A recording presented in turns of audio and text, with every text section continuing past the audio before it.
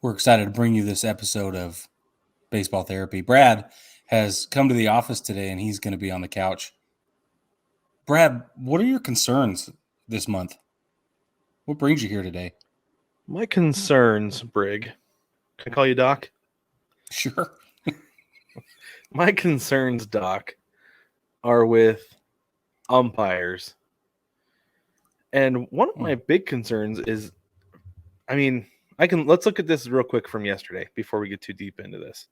Okay, this was the Mariners against the Rangers. The Mariners ended up winning this game 6-5 in extra innings. However, if you look at this, the way that the umpire called the game, it gave the Rangers 2.5 runs. That's a lot. That is a lot of runs. And if you look at the second pitch, number 2, that's outside for a right-handed batter, in particular one named Julio Rodriguez. He got up in the top of the third inning with the bases loaded, and that was the called strike 3. He went down. He didn't even swing at any pitch in that at bat because they were all of that nature off the plate. And especially that third strike was, and they say if it's borderline, you got to swing, but at the same time, if it's not a strike, you don't want to help out the pitcher, right? Of course. So it's kind of like, where do you draw the line, But a guy like Julio Rodriguez, he goes down looking a lot because he keeps getting these horrendous strike calls.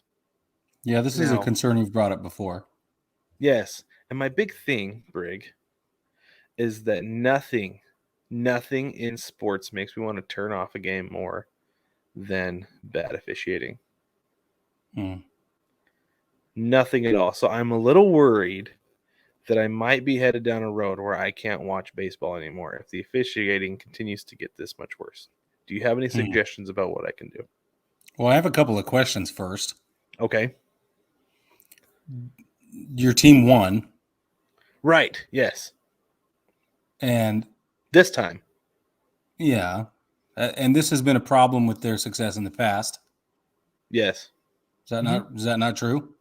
That is very true. I mean, like I said, particularly Julio Rodriguez, the beginning of the season, the first month, he was called out more on strikes than anybody in the league, and more than half of those were outside of the zone.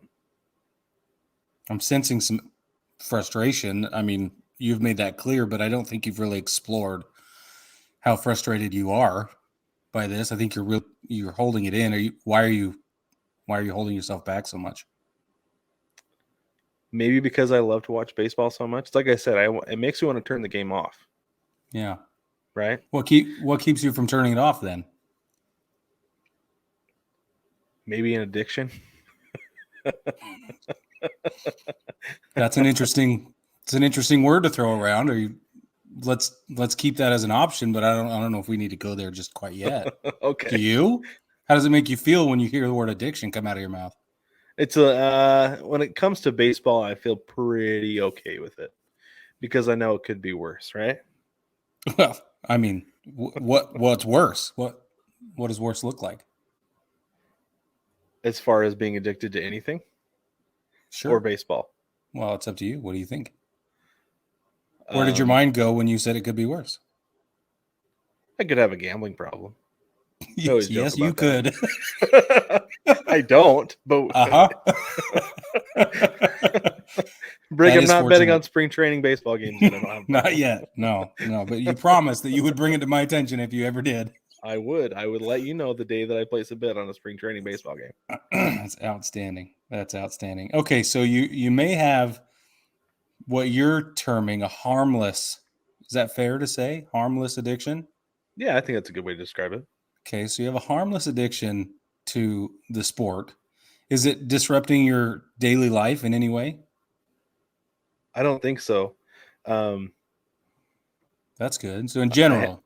I feel like, I mean, we turn it on when the kids are home. We're all hanging out at night before bed, things like that. It doesn't take me away from anybody or anything. I can turn it on while I'm working and continue to work.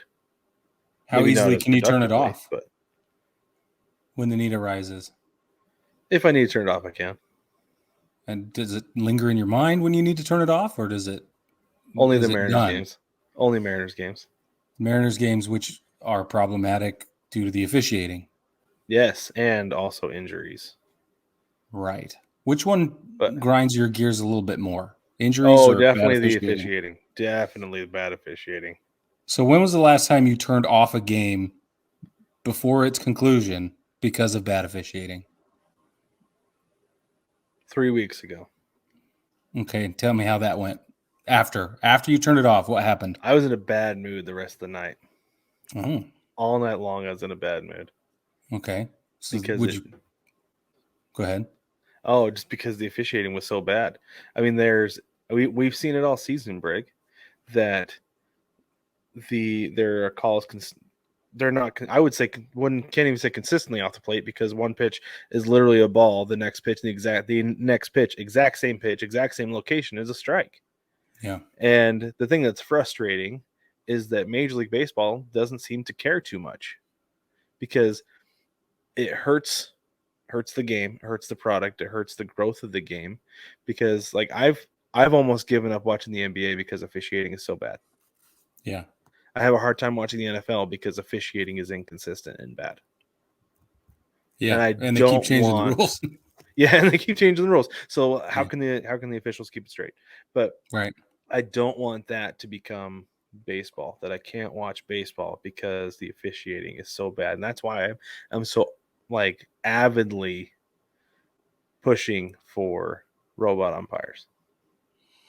Let me take this a different direction. How do you Okay. feel when you listen to radio baseball? That's a great point because I can't see the strike zone.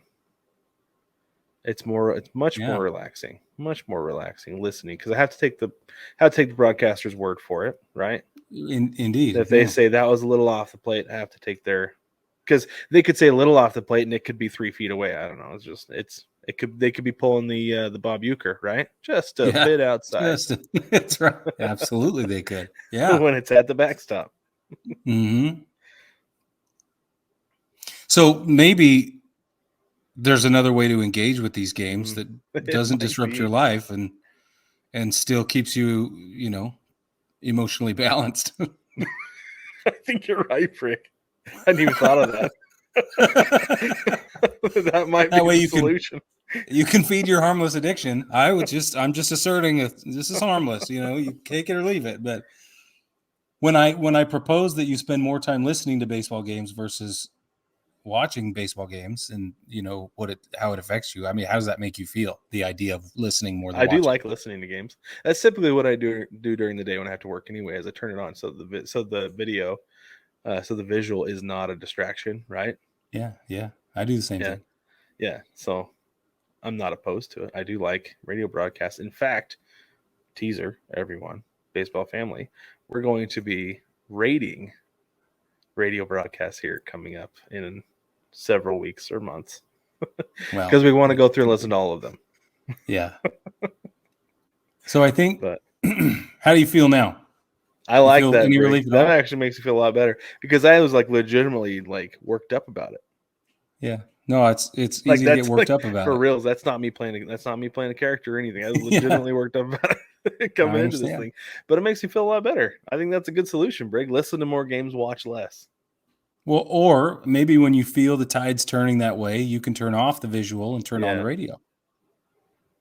I think Maybe you're split right. it both ways. It doesn't have to be all or nothing, black and white, said the pot to the Yeah, kettle. yeah, right. Um, it could be gentle with ourselves, and it could be in the middle. I think you're right on there. I think that's a great way to go. I like it. All right, good. Outstanding solution to pretty severe problem, Brig. I'm gonna be honest with you. Like Yeah. I have to tell you, okay, I want to tell you this and we'll wrap up. So when I was I'm gonna lean back forward for this. So I'm a huge Trailblazers fan, right? Hmm. And it would have been the 09, maybe the 2010 NBA playoffs. The Blazers were playing against the Rockets, and something happened that was just like so absurd. And it was officiating. An official made what I thought was a really, really bad call. And Yeah. my frustration to that point had been so pent up that I stood up. I wanted to smash the coffee table in front of me, but I knew that was not an option because my wife was sitting there. I would have gotten in big trouble. So we're in Eastern Idaho. Very wise. In May, Eastern Idaho in March, right? March or April. I don't know. Either way, it's cold outside. It's like 5 degrees outside at night. And Brig, I was so mad. The only thing I could think to do was pull my shirt off over my head, throw it across the room, and walk outside. I took a lap around our townhouse. She's just sitting on the couch. I came back. She's like, "You okay?" I am now. So what I'm hearing you say is that you have experience managing difficult emotions and that you have experience dealing with them in acceptable or appropriate ways. And I think that that's experience you need to remind yourself of and build on when you get into these situations again. And now you have another tool. You're right. Let's check back in a month and see how it goes. Yeah, you're welcome. Sounds good.